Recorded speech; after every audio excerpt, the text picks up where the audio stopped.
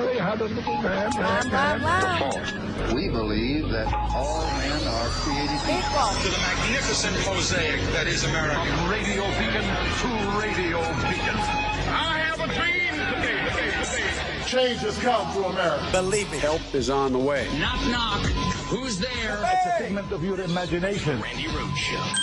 Turn up your mind.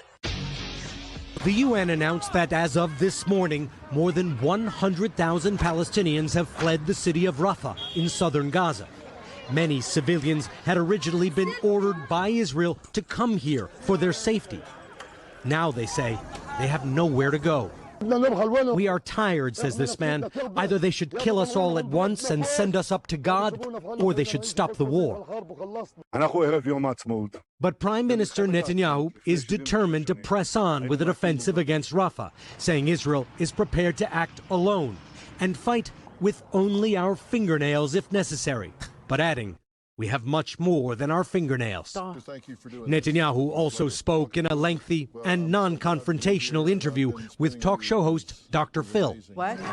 He took aim at protests on college campuses in the U.S., where demonstrators continued to clash with police overnight. You have a lot of ignorant people there, whose sense of history at best goes back to breakfast, not even that. He addressed President Biden directly, saying he hoped he and the president could overcome their differences. But we will do what we have to do to protect our country, and that means we will defeat Hamas, including in Rafah. Israel says Hamas has 4 remaining battalions of fighters in Rafah, and that it must root them out to destroy the militant group responsible for the October 7th massacre and mass kidnapping. The White House already held up one shipment of 2,000-pound bombs, and President Biden said some arms shipments would stop if Israel attacks Rafah's main population centers. But our crew in Gaza is documenting how that is already happening.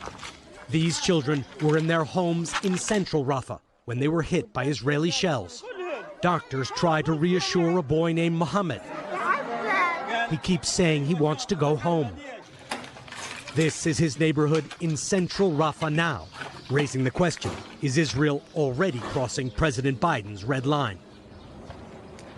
The Rafah operation has also derailed hostage negotiations and talks to achieve a ceasefire, with one senior diplomat telling NBC News the talks have effectively collapsed. Oh, great.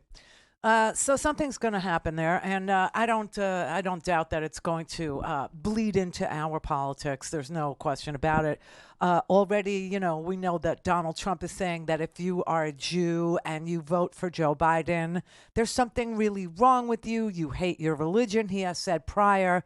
Yesterday, he said we need our heads examined. If you're Jewish and you vote for him, I say shame on you. Oh, shame on me. Shame on me. Here. And if Jewish people are going to vote for Joe Biden, I am. They have to have their head examined.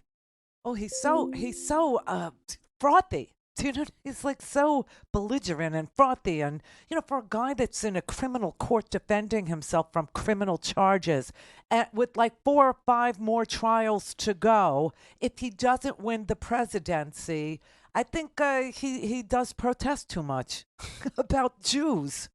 And everybody else, truly, I don't understand. And why is Netanyahu sitting down with Dr. Phil? What is that about?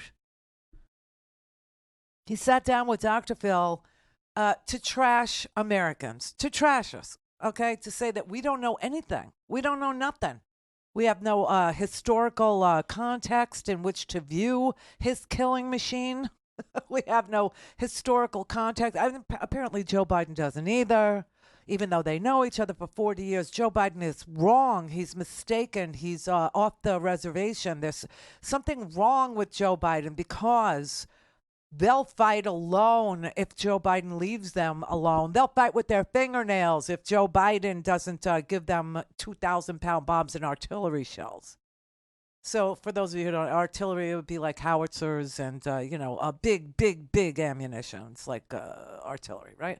And Biden said, listen, the way that they are routinely just attacking population centers, the way that they are going about this, there are other ways to go about this. And it's not just bombs, it's other things. Well, when he says it's other things, I really do believe that Biden understands that they are feeding a bunch of data into a machine, and a machine is making selections and kill lists, and that they are the machines are literally executing on these kill lists without any oversight to see if anybody is home, to see if anybody, actually is part of a terrorist organization, or whether or not they are like, I don't know, an uncle twice removed. What does that mean? Do you know? I don't know. What does it mean twice removed? Is it divorce? I have no. I never understood it. I really never understood it. But I got news for you. Alyssa Farah, who I did not know until she volunteered this, is of Arab descent. She's an Arab American, Melissa Farah Griffin, who, was like the press secretary for Donald Trump for a brief moment. She said, listen, I got news for Arab Americans that are thinking about not voting for Joe Biden, and that this has become an American voting issue, like whether or not crazy right-wing like Crude Party Benjamin Netanyahu, who if this war ends, there will be an immediate inquiry into why it took him 12 hours to respond to the terrorist attack on October 7th. 12 hours. No one showed up for these people. 12 hours. And also, why did he fail to keep Israel safe in the first place? And, by the way, you're charged with felonies? Yeah. So he's got every incentive to prolong this war. And then, of course, on the other side, you have a terrorist organization. So it's difficult. Difficult. I may issue a warning to the Arab American community as an Arab American. They're playing with fire. I understand that hearts are breaking over what's happening in Palestine. That is reasonable. They should speak up. They should use their voices. They should encourage better policies. But this is very quickly becoming a binary choice between Donald Trump and Joe Biden. Donald Trump would not rule out leveling Gaza if he thought that was the politically savvy thing to do that his supporters wanted to do. He cut aid to the Palestinian Authority when he was the president. So this notion that you would gamble at such a critical time, I think, is incredibly risky. And stupid, actually, because there is no doubt in my mind that there would be no such thing as the Gaza Strip at all. No, nothing would be left.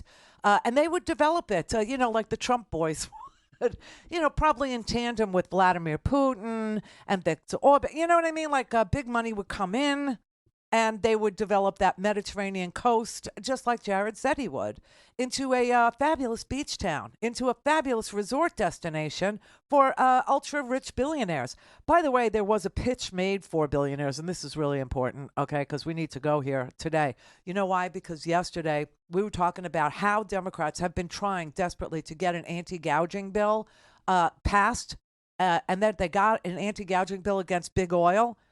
Who is gouging us at the pump? I mean, there's no question about it. There's no supply chain issue. Their profits are through the freaking roof. We are pumping more barrels per day in the United States than any other country on the planet. Do you know that? Oh, yeah. We actually pump more barrels of oil, more millions than Saudi Arabia does, than Iran does, than Russia does, than anybody does. And so we're flush. We got so much, and still the price is being jacked.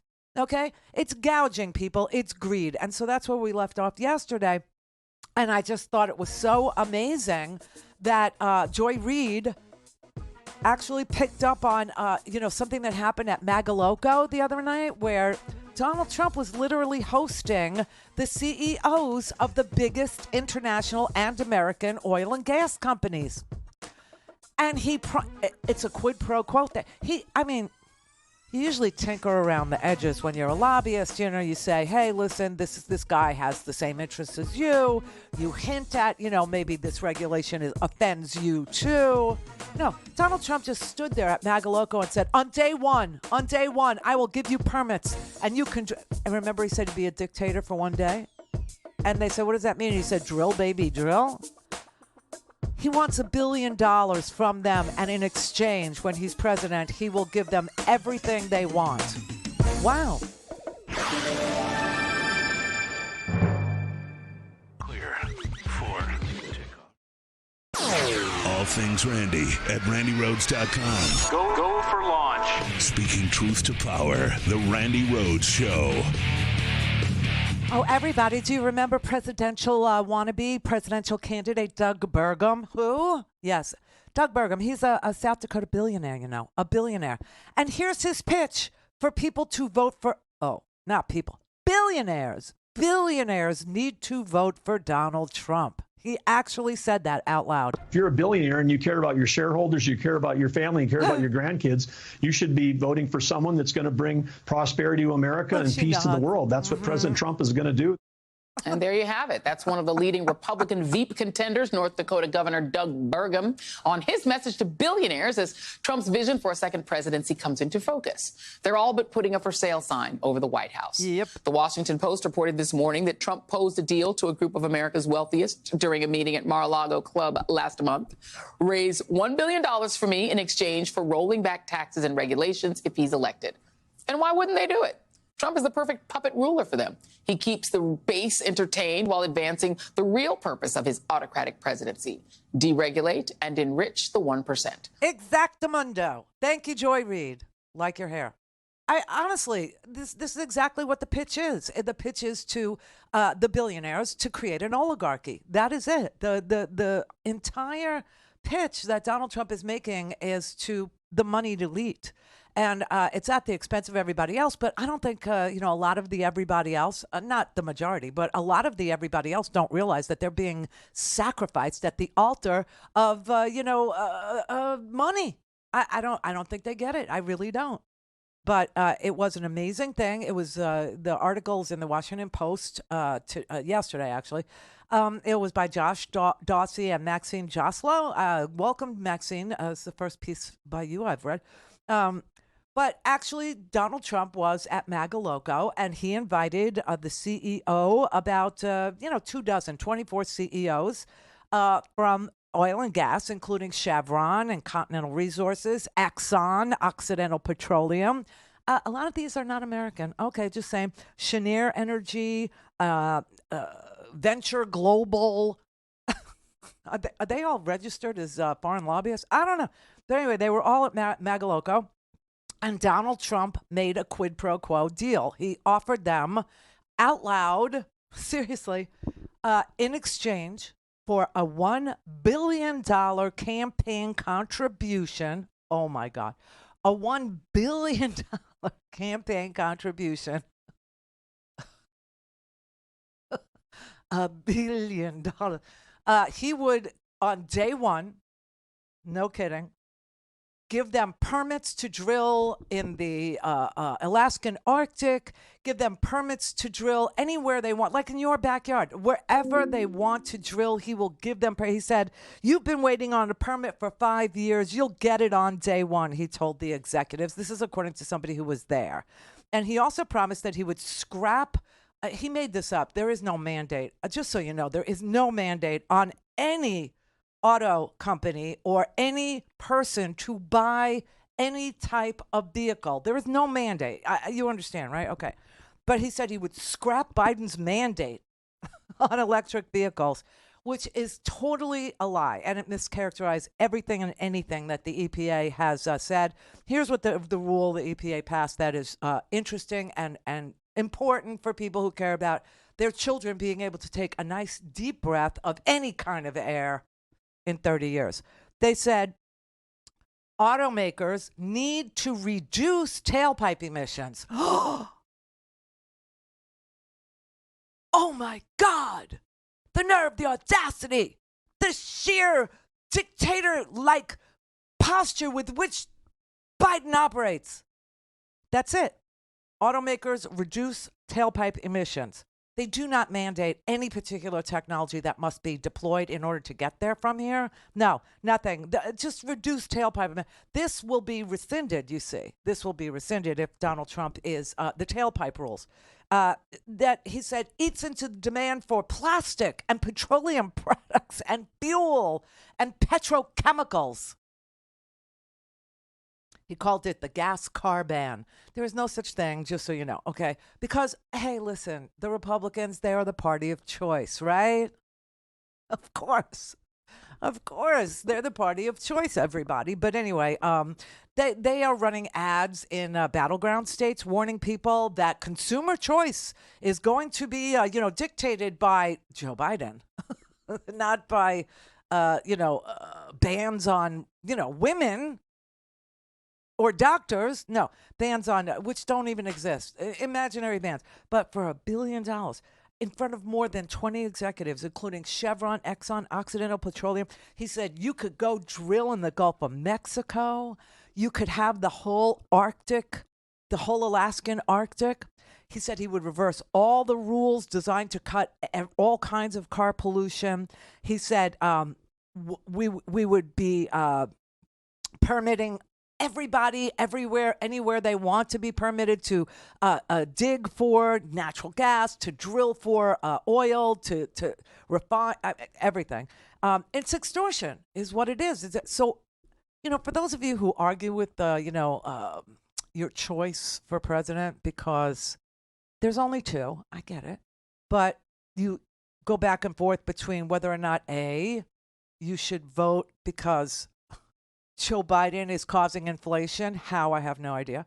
And that Trump is better on the economy. How? I have no idea. The man presided over every broken supply chain, didn't do anything to preserve anybody's, livelihood during COVID. Nothing. Told you it was a hoax, blah, blah. You know the story, okay? But the amnesia is just unbelievable. But okay, so, and if you're wrestling over the inflation thing, if that's front and center, for you, and when you go to vote, I just want you to know that there is one party that is actually trying to get anti-gouging laws codified, as they say, codified and put into practice, okay, so that oil companies cannot gouge you after they have, over $500 billion in profits in a year, $77 billion for, Exxon alone, $77 billion, and they're still gouging you? Okay. I just want you to know there is one party that would stand in the way of those prices, continuing. And there's another guy who, for $1 billion, will let them have their way with you. Because he's pro-choice. It just takes your breath away when you say it out loud. I mean, but that is what went on at Magaloco, just so you know. And we know this because there were people who were in attendance who were so appalled at how the planet, basically, is on sale at Magaloco to the highest bidder for Donald Trump's own personal pleasure. I mean, it's not like, nobody's going to get, he wants personally, there's a price. You pay him. You pay his campaign. You pay Donald Trump $1 billion, and he, in exchange, will let you have your way with all America, all Americans, prices at the pump, all of our resources, all of our natural beauty, all of our everything. And your children's future. It's all for sale. I'm telling you right now, this idea that you have a choice. To speak to Randi, call 561-270-3844. 561-270-3844. Every generation has to keep alert and diligent. Not every generation necessarily has to fight, but this one does, and we all do, in order to take back our rights and to protect our rights. Unfortunately, Mika, and it's very tragic, but not, unexpected. There are people who want to turn the clock back on women, and it's not just in this country. It's happening in other places as well. And basically, they want more control over women, more control over the choices women make, the lives that women lead, the opportunities that we pursue. And therefore, any woman who has any sense of self-respect, autonomy, agency, independence, and values freedom needs to understand there's only one choice in this election, and that's Joe Biden. You go, girl. Seriously, the idea that there's choice in this country, first of all, you get two people. One is disgusting. One is a bottom feeder. One is a literal fraud who stood there and literally said out loud, out loud, give me $1 billion and I will tear up every single environmental regulation that has ever been put on the books to protect Americans' water, to protect Americans' air, to protect Americans' children, to protect the planet, to protect our climate. They call it the climb. I mean, the man can't even say the word, right? But he can say $1 billion. Give me $1 billion. I mean, it's extortion. It's just plain and simple. But I cannot believe that in this country, that's not illegal right there. To actually say, quid pro quo, to actually say, give me $1 billion. Me personally, I am running for president. I am not I am not representing the government. I am not asking for. He already gave them $25 billion in tax reductions when he was president. All right, now he's going back and dipping his little beak in that well again. But this time the price is $1 billion, $1 billion, and they showed up.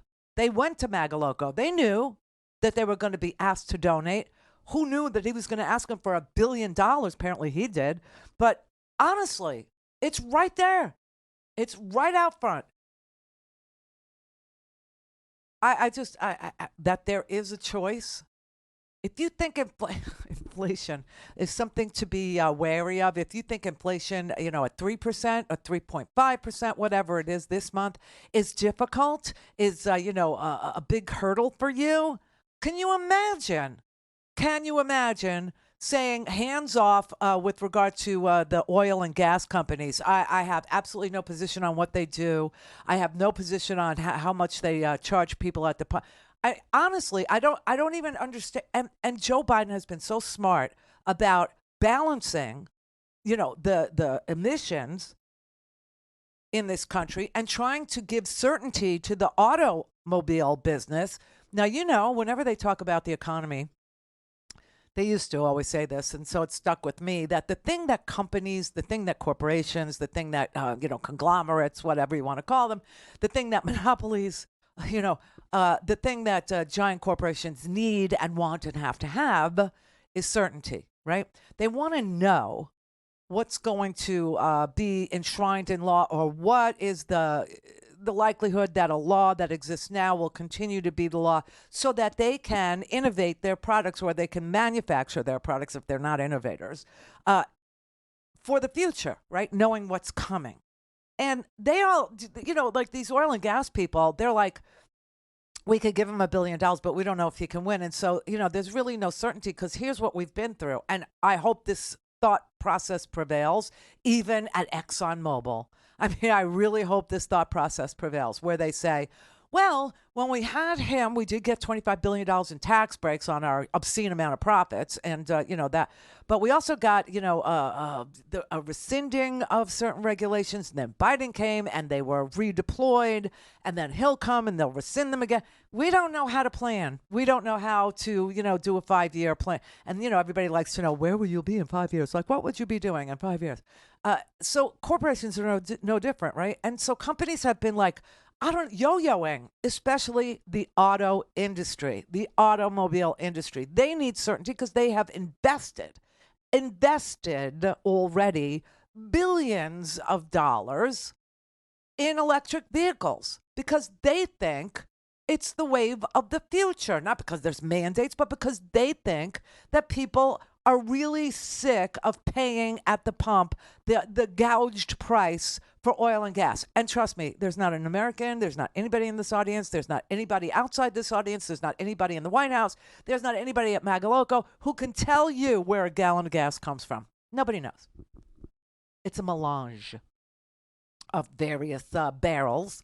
So, look, spare me. But anyway, the United States under Joe Biden has produced more oil than ever. The United States of America is extracting more oil and gas than ever. 13 million barrels of crude oil every single day, which is more than any other country on the planet. So this has nothing to do with supply and demand, which means it's greed. And Biden has done this really great job of balancing the emissions that cars are putting out. You know, we've reduced, I don't know if you even know this, because of the Inflation Reduction Act, which was the first major climate legislation in the history of the United States. Now, we could have gotten started a long-ass time ago when Jimmy Carter actually put solar panels on the White House and Ronald Reagan came in and took them off. We could have been so much further down the road. We could have been such innovators and such leaders. And I always wonder if Al Gore had not, said, listen, for the good of the country, I will accept the Supreme Court's decision. Like, how far would we be then down the road of sustainable, clean energy? But anyway, the Inflation Reduction Act, okay, it's the very first major climate legislation that the United States has passed and a president has signed.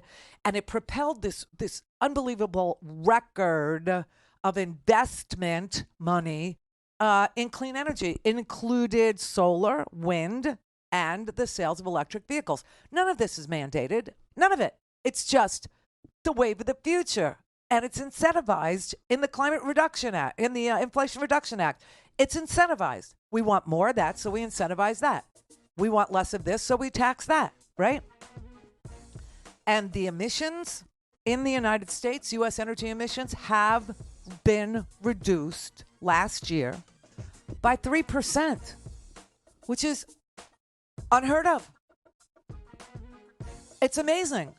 And so even while we're extracting more oil and gas than any other nation on the planet, even though we're flush with supply, we still manage to bring down emissions by incentivizing clean energy, by saying, hey, you want to use solar? We'll help you pay for it. Or you want to, create a wind farm?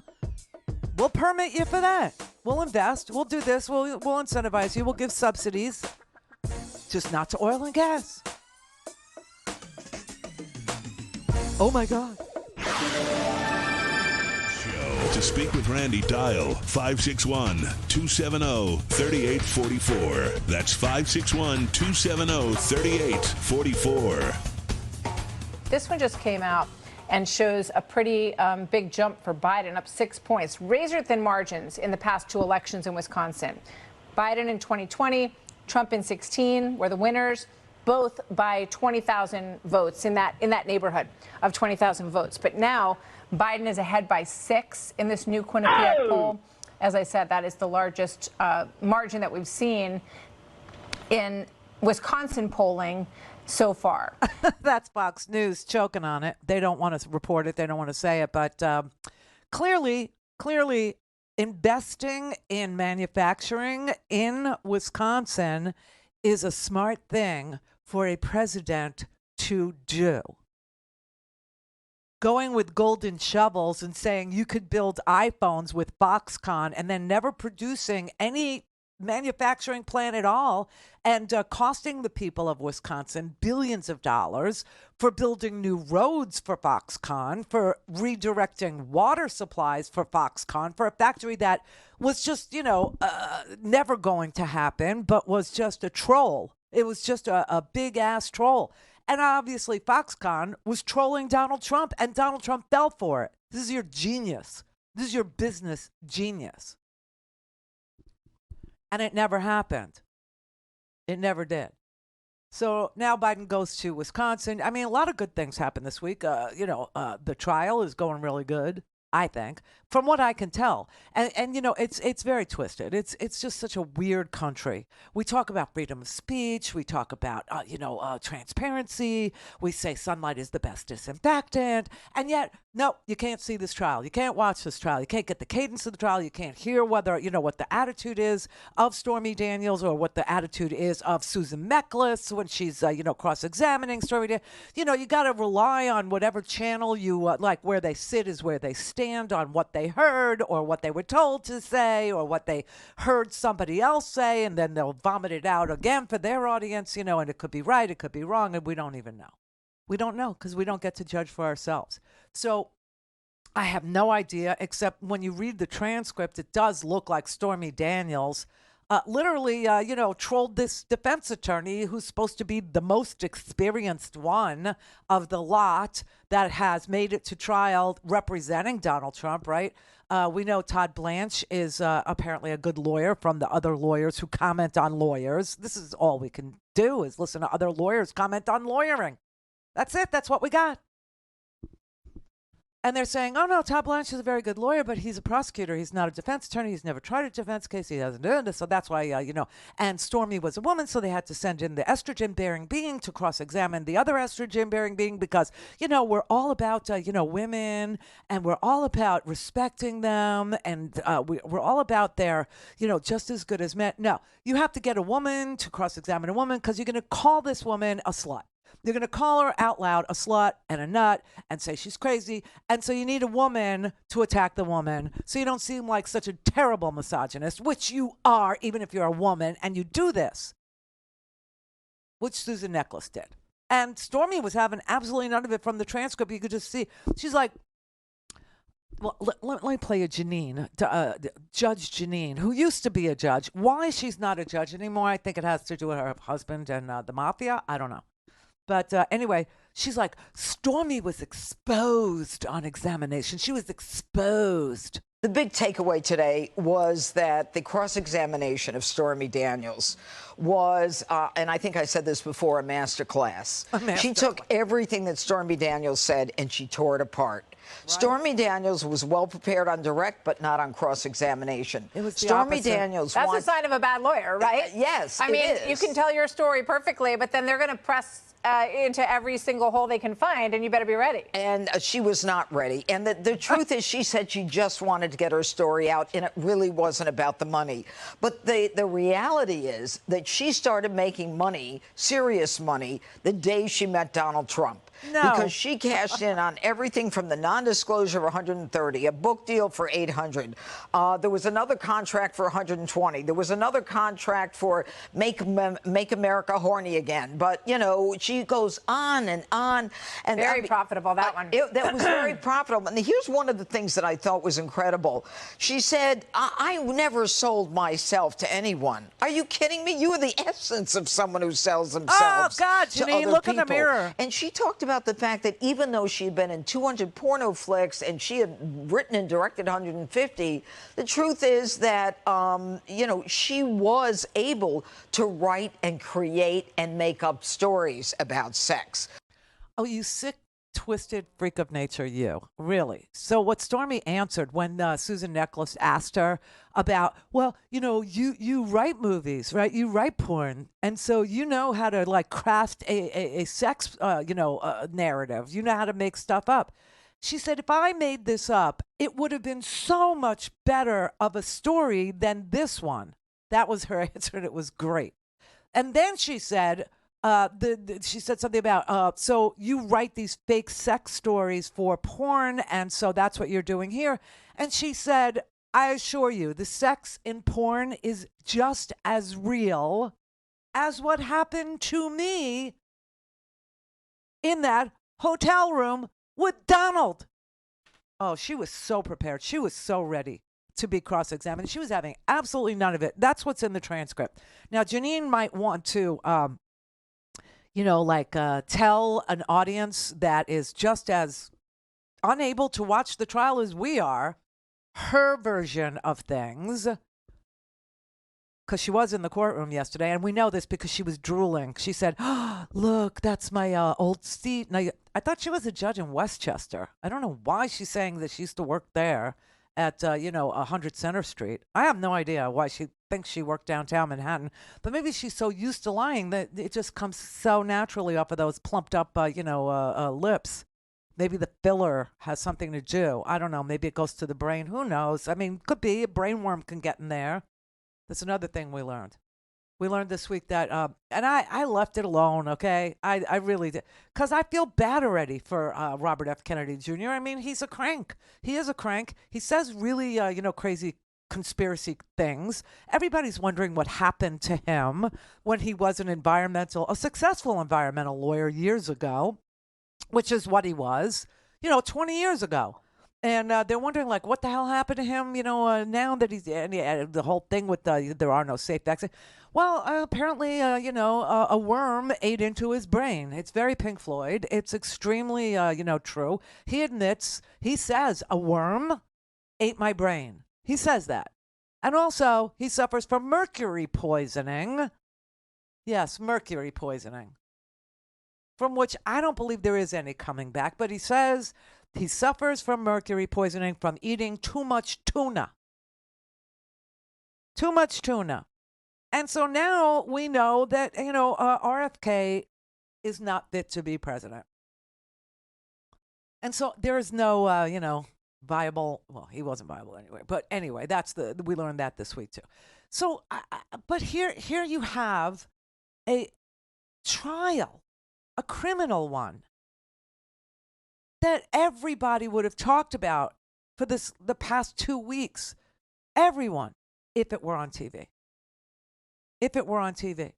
And we have the nerve to tell ourselves that sunlight is the best disinfectant, or transparency is really the way to self-governing good, or that America believes that the more information, the better, and the remedy for free speech is more free speech. But we don't allow cameras in the courtroom in New York State. I'm telling you, a lobbyist really dropped the ball. Really, really did. Somebody should have lobbied the New York State legislature ahead of this trial. Some Democratic lobby shops should have been up there working every single solitary representative in the Assembly, in the House, and the Senate, the New York State Senate. And Kathy Hochul, who is a Democratic governor, would have signed a piece of legislation if they crafted it correctly, not only saying that cameras could be in criminal courtrooms in New York State, but saying if you had to make it real narrow in order to get it passed, and that's possible too. Just say when it's an ex-president, that's on criminal trial. Then New York will allow cameras in the courtroom for the purpose of educating the American people about the character of this person, whether they've been railroaded or whether they are guilty. But let America decide ahead of an election. But nobody did it. And my best guess is that the reason why there was no lobbyist for cameras in the courtroom is because there was no client. Well, what about CNN, NBC, ABC? Well, yeah, I would have gotten them eyeballs, but they wouldn't have interrupted it. There would be no commercials for sale, would there? No. So who was the client for that kind of lobbying? It would have been me and you. We're the client. We're the voters. We're the client. We are the ones with the need to know. And when it's us, oh, screw you. You can listen to Fox or not. Clear for takeoff. Mary had a little man. We believe that all men are created equal. To the magnificent mosaic that is America. From radio beacon to radio beacon. I have a dream. Change has come to America. Believe me. Help is on the way. Knock, knock. Who's there? It's a figment of your imagination. Randi Rhodes Show. Turn up your mind. She gets out and she starts asking me all sorts of ridiculous questions. And, you could see there was blood coming out of her eyes, blood coming out of her wherever. Donald Trump said the following about you, quote, "Look at that face. Would anyone vote for that? Can you imagine that, the face of our next president?" Do you believe in punishment for abortion? Yes or no, as a principle? The answer is that there has to be some form of punishment. For the woman? Yeah, there has to be some form. Oh, my God. If Hillary Clinton were a man, I don't think she'd get 5% of the vote. The only thing she's got going is the woman's card. And that doesn't even include the sexually derogatory term he used to describe Clinton's loss in the 2008 primary, or the tweet criticizing the looks of his rival Ted Cruz's wife. Or the fact that he can grab you wherever he wants, whenever he wants, because when you're a star, you let him do it. Listen, there is a party of misogyny. There's a party that really, really despises women. There's a party that I would go as far as to say they hate us. They're afraid of us, and fear makes you, makes you hate things, right? If you're afraid of something, you hate that thing, because that thing, whatever it is that scares you, it makes you feel awful. It makes you tremble. It makes you feel, less than. It makes you feel weak. It makes you feel, like not awesome. And so you hate whatever it is that scares you. And women seem to scare a whole bunch of incels and a whole bunch of white supremacists and a whole bunch of bikers and a whole bunch of Trump supporters, a whole bunch of MAGA. They just hate women. They hate our power. They hate our autonomy. They hate that we can have families now without them. There's a lot of stuff women can do. Let me just reassure you. We still like you. God help us. We do. We still like you. Some of us actually love you, in spite of the fact that you fill up garbage cans to the tippy top where you can't even get another tissue in it, and you leave it there.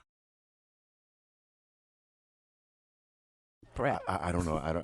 You don't know anybody that would do such a thing. You're looking at me, and I feel like because I did dump your garbage today. I'm not getting it. I don't know. What do you mean? Just admit it. Just say that's true. That's true. Yes, thank you. His garbage was so full. I mean, just like all the way, it's just a regular, office garbage pail underneath the desk, right? And so, I mean, our office mate, we share this space with another company. Okay, let's just say that. I knew we were going to take a left turn. Because I just went to the bathroom and it reeks, okay? It smells so bad in there. I just... So that might be the cutest dog on the planet. Okay, so let me get to it. So we have an office, a shared office situation here, and it's been fine. It's been, shared office space for, I'm going to say 5-6 years already, right? We've been here about 8 years, and we've been sharing the space in the front with another company, and they're fine people. We like them. There's probably 3 or 4 employees. Now we're down to 2 up there. I don't know what's going on. But anyway, one of them is a girl. She's my age. Nice person. Very nice. Friendly, decent, kind, hardworking. Everything you would want. She got a little dog. The dog is adorable. It is the cutest. It's like, this is not a Christy Nome situation, okay? Just be very, Steel blue French bulldog. Yes. The cutest. Cutest named Sky. Adorbs. Just really, really soft belly, snorting, sneezes and snot comes out of his nose. I mean, he is so adorable. He's such, and I'm a dog lover, and, Brett's a cat lover, but he loves this dog. He's my new best friend. That's my best friend. And that dog melts when you go near him. He relaxes in Brett's lap. I've never seen anything quite like it. It's like he's a dog whisperer, a dog charmer, or something very mystical goes on between this little dog and Brett. It's very special. But the dog is adorable. But the dog is not a puppy. Okay, the dog is 2 years old, and the dog cannot stop peeing everywhere. Pees everywhere. Everywhere. In the bathroom. I mean, like the dog wants to be a person, and he goes into the bathroom and he pees. And I will say, my lovely office mates don't clean it up. And so I've been on my hands and knees for days now, cleaning this thing up and trying to get rid of the stench. Last night, I was like, I don't know who I thought I was spiting. I don't know who I thought I was getting even with. I didn't clean it. I was like, no, I'm not doing it. And when I came in, and I'm the first one in, when I came in today, oh my God, I nearly died. I nearly broke in half from the stench, from the odor. So, of course, I get on my hands and knees and I get out the Fabuloso, okay, and a rag and and you have to throw the rag too. Everything's got to go. You can't even keep anything that you use to clean dog pee. This is a mistake a lot of people make. Don't use paper towels, whatever. Just get yourself and throw it away because you will never. And so I went and I said, I'm sorry, but I really love but it just, and the guy who is like the boss, threw that girl, the girl that's my age, threw her under the bus so fast. She has to clean it up. I cleaned it up. So while I was in my cleaning frenzy, I thought I'm going to clean up our space too, because I usually do it after the show on Friday. Friday's like a cleaning day anyway. So I said, Brett's, so I go and I look at Brett's garbage is like, I don't know. Like, why don't you just dump it like, I don't know, once a week? It's at some point it went past full and to an impressive collection. That like it was like almost like going. It was like Jenga. Do you know what I mean? Yeah. Like if you tried to put one more piece in, the whole thing would have toppled. Yeah, you know you joined the game I've been playing for the last couple of weeks. Can I get another nasty it's such a man napkin thing. So in bad. there? And you know what? Lo and behold, every time I went to get something else in there, I got it in there. And I had to dump it. I was just This like, could have gone on for months if you had not interceded, interjected. I know. How dare And you? Howard's the same How damn dare way. you? He's the same way. He's the same way. I don't know. It's a boy thing. So this is what I'm saying. So men hate women. They hate women. Don't you understand we like you? Don't you understand we'll dump your garbage? Don't you understand that we will even clean male dog pee? Okay? Because we think the dog is adorable. And you will throw the girl under the bus like with such ease. I've never seen anything quite like that. I mean, I was like, wow, you are really, wow, you have no inhibitions about whose fault this is and, who should clean. Unbelievable. But, yeah, so I'm just saying, men who hate women will always hate women because we are so accommodating. I don't know what it is. And you can't make yourself be that way. And is it jealousy? Is it awe? Is it you're afraid because we're better? Because we are better. I mean, we just are. And it's not just that we could have the children. It's not just that our bodies are capable of producing actual life.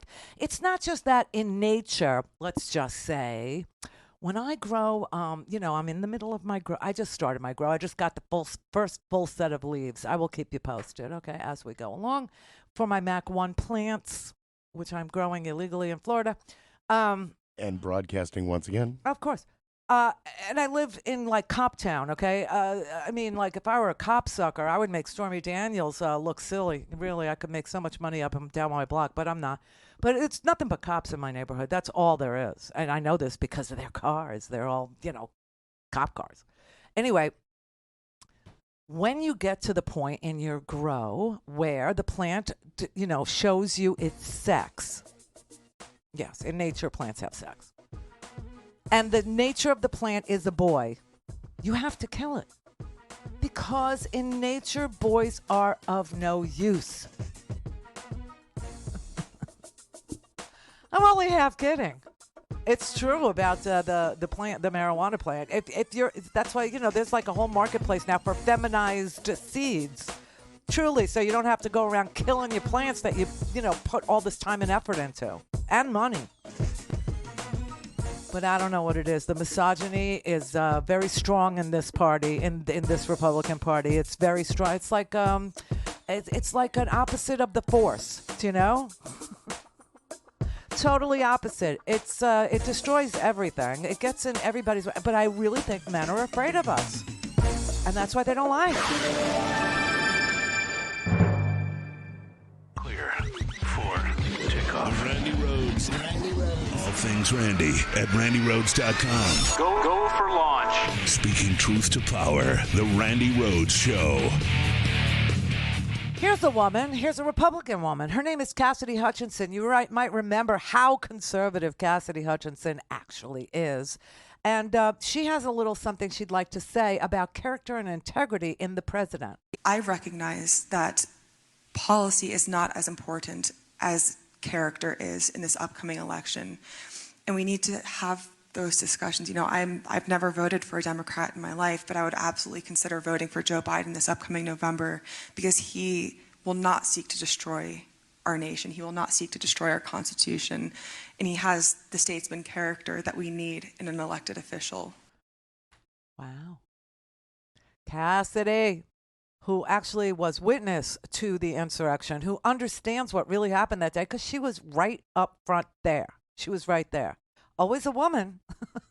It's always a woman that's going to bring down a guy like Donald Trump. Why? Because he's a misogynist. Because he goes out of his way to hate on women. He goes out of his way to make negative comments about women, whether it's about how they look, or it's about their forcefulness, or it's about their career choices, or it's about their ability or inability to start a family. He hates women once they've been pregnant. You know that. That's why he was with Stormy in the first place.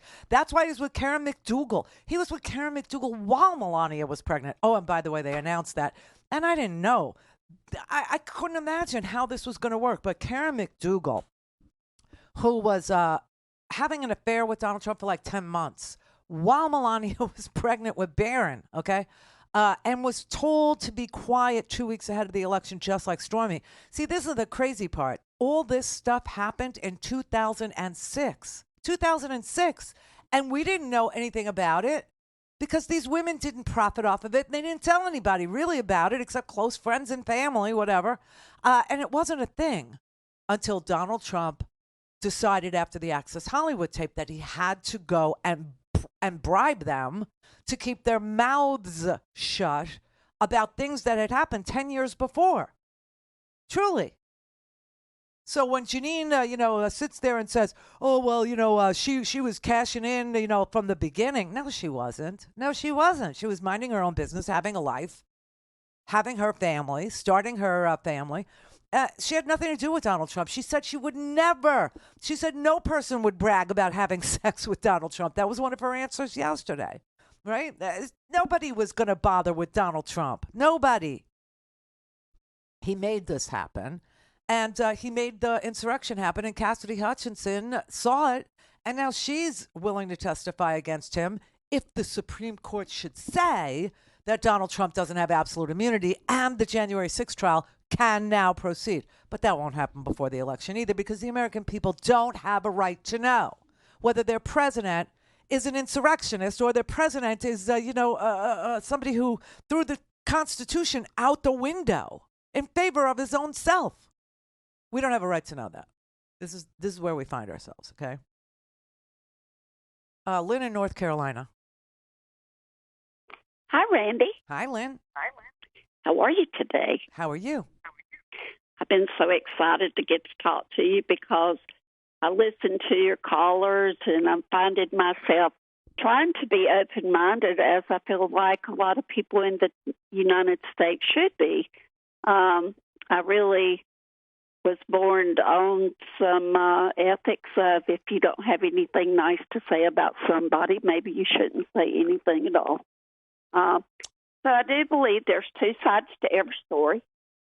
And like I said, I've been wanting to talk to you for a while now.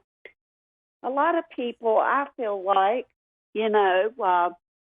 has demons in their closets or their certain ways that they do things. I really am trying to give the benefit of the doubt and find the good in everybody. Just because something's out there or somebody just flat don't like somebody for their riches or who they are and jealousy begins to play a role, that's still no reason to be devilish. I'm worried about America, I guess, Randy, what I'm trying to say. Yeah, what are you trying to say? I'm glad you brought that up. Lynn, you had a topic for us. You're She going did? She's What was going it? the roundabout way of getting there. But what was her topic? Well, it was the caller before me that started me thinking about this. There's so much that's going on in America right now. Okay, we had the Supreme Court justice that was Randy was just identifying, what a woman is. We have babies. We have, jobs. We go way out far in doing everything to be that super girl. Lynn. And then. Lynn? Yes. We didn't have any callers yet. You're the first one for the day. Oh, well, I was just listening online while I was waiting. But anyway, I think that what I'd like to say is Trump may have his evils. Biden has his evils. What's evil about Biden? Wait, what's evil about him? Well, Trump has his things, like with the Stormy thing that I heard you just talking about. That's not evil. And the Karen McDougal. That's not evil, okay? That's just, a man being disloyal to his wife. That's what Trump is. It's what Trump is, okay? I know, but at the same time, we hear that he's a liar. He's not, he's not a good husband. That's. So what? The thing that makes him evil is that he says he wants to execute somebody on Fifth Avenue and get away with it, or he uses tear gas to clear a bunch of protesters in a park because he wants to do a photo op holding a Bible upside down. That's kind of evil, okay? Not because he has affairs, multiple affairs, like he cheated on wife 1 with wife 2 and ignores his child that he had with her, right? And then cheats on wife 3 with several women and, lies about, sleeping with her to somebody that he wants to sleep with. It's not evil. It's just a bad husband. He's a bad husband. I would just like to say, though, Randy, even with your explanation of that. Lynn, did you honestly have a point? Because we haven't had any callers today, so I don't know what you're referring to. But okay, well, if you would just give me the courtesy just to reply to what I gave you a whole segment here, and you haven't told me anything. Well, you really haven't given me a chance, I don't feel. But just in what you said about Trump and the adultery in which he could have committed. I mean, I don't know that. You don't really know that. Yeah, we do know that. So we do know for a fact, we do know that for a fact. We do know for a fact, though, that we do know for a fact Hunter Biden had an affair with a woman that got the lady pregnant. Well, Hunter Biden he didn't want to acknowledge his own child. And Hunter Biden is not the president of the United States, nor is he running for president of the United States, nor is he running for Senate, nor is he running for congressman or city council or dog catcher. What's your point? Her charming original All point. of that was about Hunter Biden. All that was to get to Hunter Biden, who had a drug problem, is evil too. That's the wow.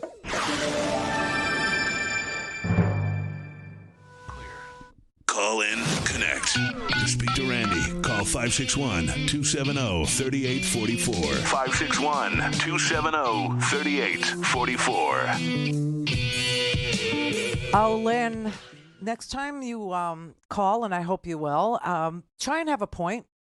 It makes it so much nicer for the listener. So she called in and she said, well, since Randy wants to talk about the differences in men and women and that men are afraid of women, I wonder how she feels about trans athletes. It was a cogent, clear, concise point that was easy to put on air, and I thought that's what we were going to get. Little did we know, in the world Lynn had an agenda. What in the world does misogyny, men fearing and therefore not liking to be around or needing to trash or bully women, what does misogyny have to do with athletics? She wanted to know what my position is on transgender athletes. I think she saw a small crack in the door. Transgender athletes from that conversation? Yeah, specifically trans Okay, men. here, let me answer you. Yeah. Let me answer you, Lynn. I'm not an athlete, and I'm barely a woman. So do with that what you will. What do you say you're barely? Well, I mean, I can't reproduce. I actually had to inherit my child, right? Oh, and by the way, Hunter Biden, he's the father of 5, Lynn. 5. And yes, we do know that Donald Trump had extramarital sex with Stormy Daniels because there was a civil case. I'm sure Fox didn't tell you about that, or Newsmax, or One News Network, or whatever it is that you watch, listen to, or inhale, or shoot, or snort, or imbibe. But there was a civil case in California where that was stipulated to, meaning both sides agreed that there was an affair, that hush money was paid to Stormy Daniels to keep her quiet 2 weeks before the election. That is a fact. That was an admission by Donald Trump's, own legal team and accepted by the court as Donald Trump's own position. So there is a bunch of civil cases that are going back and forth between Stormy Daniels and Donald Trump in California. Right. And in 2018, Donald Trump submits a court filing in which he admits to most of the facts in this case. And the facts that he admits to is he repaid reimbursed Michael Cohen for $130,000 for hush money to Stormy Daniels pursuant to the NDA. Right. So that's all. That's the scheme. And just to contrast it with the opening statement by Donald Trump's lawyer, Todd Blanche, in this trial, says to the jury, you're going to hear that there was no reimbursement. And what happened today, they just said, well, Donald Trump himself, in a court filing in 2018 in California, said that he did reimburse him. And that's really deeply And there's no troubling way the for him to defense. say someone else did that filing, or he didn't sign it, or he didn't know, right? This isn't a court filing, an under oath sort of equivalent? Yes. And it is Donald Trump, it's his representation in that court. And it's the statement that he made. And also, I should say, not only did he make it in the court, but there's then a subsequent court opinion in California. And it actually says we consider that to be an admission by Donald Trump. Right. Done. Move on, Lynn. Lost that one. Cry more. I mean, I don't know where they get this. I honestly don't. The idea that character doesn't matter, that all men are created evil, it's just, wow, really. And it doesn't matter what the character is of the person that you would vote for to be president of the United States, the most powerful person on this planet. It does it matter to you that that is the person that can control, let's say, the nuclear arsenal, or that is the commander in chief? Does it worry you, Lynn, that girls like me, who actually joined the military voluntarily, would have a man like that who thinks women are there to abuse and use and silence when it becomes inconvenient for them to acknowledge that they slept with you, right? Because something they want is on the line. And so they will pay you to shut up 10 years later, even though you didn't think that any sane person would brag about having sex with him, which is what she said yesterday. I just love that answer. But so I joined the military, right? I'm a girl. Should I have to serve with a commander-in-chief that doesn't respect me or my safety or my security, or creates an environment where do what you want with her? Because there's enough of that in the military. There's a lot of that in the military. And you have a commander-in-chief who actually celebrates that kind of attitude towards women. I don't know what you're worried about transgender athletes for. It has nothing to do with anything. But the character of the president, the commander-in-chief, when you have females serving in the military, matters. Just as a precaution in case somebody rapes you, Lynn. I honestly, I don't know what goes on, like in people's minds when they hear what's going on with this man. First of all, this trial really has very little to do with the sex. The only reason why Stormy Daniels was called as a witness was not because he's on trial for being an unfaithful, barbaric husband, because he's a repeat offender when it comes to fidelity, or, he's a repeat adulterer, which maybe in your neck of the woods is, some sort of primal sin. In my neck of the woods, it's just somebody you divorce. It's somebody you leave. It's somebody you, can't get respect from, so you walk away. But I honestly don't understand. And the thing about Hunter Biden has 5 children. 5 children. He is not running for anything, number one. And also, I want to, the idea that Donald Trump, as commander-in-chief, extorted Ukraine in the same manner that I was describing the oil companies, right? Standing there going, give me $1 billion, $1 billion, give me personally $1 billion from my presidential campaign, and I will tear up every single regulation that applies to, oil drilling, to the quality of emissions, to the frequency of carbon dioxide. I'll just tear it all up. You could have your way with everyone in this country. Really, I don't care. But it's going to cost you $1 billion. So that's extortion. This is what he did to Stormy Daniels. And the only reason why she's testifying is because people need to know what it was that Trump was so afraid of that would come out 2 weeks ahead of the election after the Access Hollywood tape came out. And that's the only reason why she gave testimony about what happened between them. Otherwise, he's not on trial for, porking her, which she characterizes as the best 90 seconds of her life. Ha ha. I said 13, Storm. I said 13. 13 seconds. That's what I attribute his, his longevity as. his way with women, his moves. The throwdown, 13 seconds. The man is wearing silk pajamas, for God's sake, and you're going to ask me about, sexuality? Go ask him. Go ask him why he was parading around in A, pajamas, B, satin pajamas, when he invited a woman out to dinner. What the hell was that? Bait and switch? Ew. And, she was only 27 years old, Len. She was only 27. He was 60. When she saw that laying on the bed, she nearly fainted.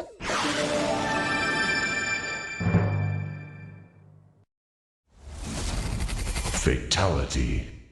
This is the Randi Rhodes Show. To speak with Randi, dial 561-270-3844. That's 561-270-3844. All righty, 48 after. Jahari in Michigan, how are you? I am great. And I was thinking about Lynn, and I know she was trying. I think that, I think she may have been nervous and she just started rambling on and had a point in there somewhere, and she just kind of lost it and was trying to save face. When you pushed her, when you pushed her, yeah, she resorted to her, her normal stuff. To mean Lynn, yeah. I heard the meanness come out. I really did. I heard her go all mean Lynn. But, listen, here's the thing. The reason why Donald Trump is evil is because Donald Trump threatens to kill judges. Donald Trump threatens to kill judges' families. Donald Trump actually told the Proud Boys to stand back and stand by, and then, actually allowed for an attack on his own Capitol, right? A violent one. Donald Trump is evil because he thinks white supremacists are fine. He thinks that's okay. And he is evil because he wants to be a dictator and says so. He's an honest, evil guy in that way, but he's evil. He lies like a fire hose. Does everybody remember him saying that a contagious disease was a hoax? Yeah. That's why he's evil. Yeah, and it's not the sex that made him evil; it's the evil deeds that he wants to do. This isn't the good and evil contest either, because listen, what it is it's character and integrity versus a slime ball. Really, that's where we're at. Right. And in this world where I was just going to say, in this world where we know that there's artificial intelligence that's being used for targeting individuals, which would explain a whole lot about remember we saw what happened to the World Central Kitchen. I even had a caller, but I don't think he was saying it was artificial intelligence. He was saying that Israel was targeting the World Central Kitchen convoy because one of the guys in that was Palestinian. Remember that? Right. Yeah. And I thought that was outrageous, and I literally had a meltdown with that guy because I couldn't imagine somebody being that evil, right? But now I'm starting to understand that the way they were targeted, one car after the other car after the other car, right? They would leave one car and go to the next one, and that one would be targeted, and the next. It seemed like it was artificial intelligence that was literally operating with bad information about a guy who was from there, who apparently got a high score in the data input into the kill list that AI is now executing on. And that's probably why there was an attack on them. Yeah. I'm currently researching and working with AI for work. I've been playing with Copilot a lot, and Me too. One of my coworkers just turned me onto this site that does amazing presentations, saves a lot of PowerPoint time. But the reason I called was that you were talking about yesterday about how you went to the doctor's office or whatever. Yes. And no one knew what you were talking about. Right. Exactly. Okay. It's pretty safe to understand that, like you said, if it ain't on TV, it didn't happen. Yeah, so right. So why not put it on TV? Put it on stream. Put it on stream. Put it on TV. Something. The script is already written. Use the damn transcripts. Get actors that have played. Yeah. Use actors that have played judges. Yeah. Use actors that have played lawyers, and use actors to play the roles of the different witnesses and do this. You could do this on the cheap. It's already written for us. And just put it together in a series of days in a Netflix special, and then just air it in October, a week before the election. There's your October surprise, and people that don't know about it will be curious to see, oh, wow. Well, okay, so I like this idea. I like it a lot. The problem would be with the pacing and the demeanor of the witness and the lawyer, right? We would have to have somebody consult who was in the courtroom who could, guide the direction of that particular thing. And then the second, I still love it. I still love the idea, and I don't want to, take away from it because it's original and I love it. But people who would be watching right now would be in my doctor's office, okay? People who would be watching, because this wouldn't just be on cable. It wouldn't just be on NBC, MSNBC and CNN. It would be on ABC. It would be on CBS. It would be on every single channel like OJ was if there were cameras in the courtroom. And the reason why there aren't cameras in the courtroom of any kind is because New York state law says no cameras in criminal trial courtrooms. And that's what I was saying that, lobbyists really missed the mark here. They should have, lobbied the New York State Assembly and the Senate and get Kathy Hochul, governor, Democratic governor, to sign off on it for if a past president is on trial in a criminal courtroom, then there can be cameras in the courtroom, just so that everyone would understand what's going on. Because I tell you right now, Jahari, people do not know that there's even a trial right now. They have no idea. I know that. And even and see, but here's the other side of that coin. If there were cameras in the courtroom, you would see Donald Trump and you would see his lawyers performing for the cameras, just like a lot of the people in the OJ trial performed. And I still think that performed for the cameras. But yeah. I mean, Citizens United cuts both ways. They can do a movie about Hillary. We could do a Netflix series about Trump and air that sucker the month of October. Hey, put it out there. Not and bad. Not let it bad fly. at all. Not bad at all.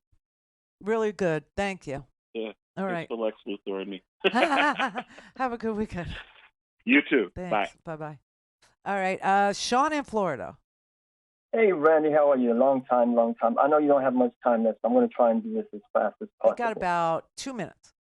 Okay, so this is what I'm trying to explain why it is that these students don't make any sense when it comes to Gaza and Israel and Hamas. Okay? Okay. And I'm going to use the analogy of a UFC fight. You got me? Yeah.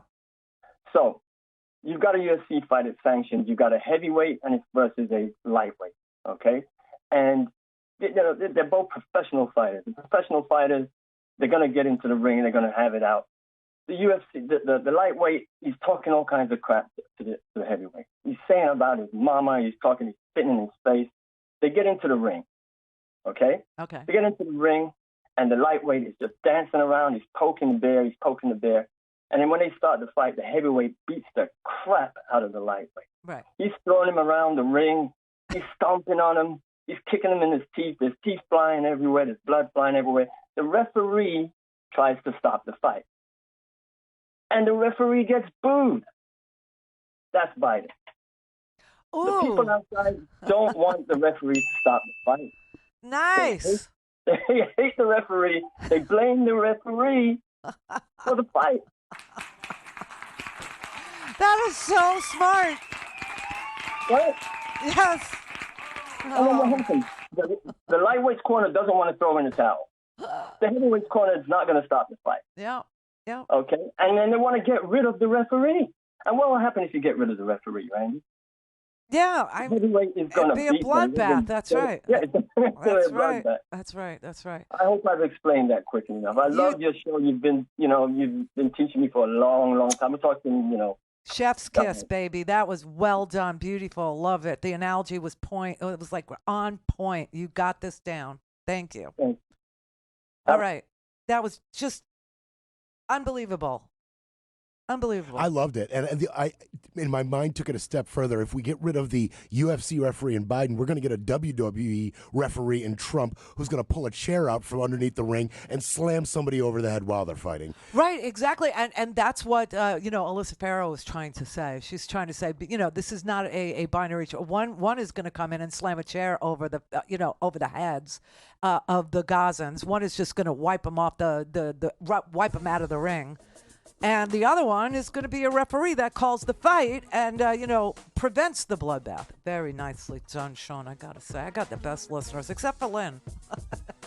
Ugh, that southern fried racism disguised in that charming drawl. I can't take it. Honey, she needs more time with us. She just needs to listen and know what she's listening. I don't know what she was listening to. She wasn't listening to us. She said she'd heard calls or something. I don't know if that was disingenuous, meaning that you were bearing false witness. I don't know. But we hadn't taken any calls, before her. She was the first one of the day. Anyway, listen, have a great weekend. Last weekend I did listen to, Heart. I found another album called, something Euphoria. Look that one up. It's unbelievable.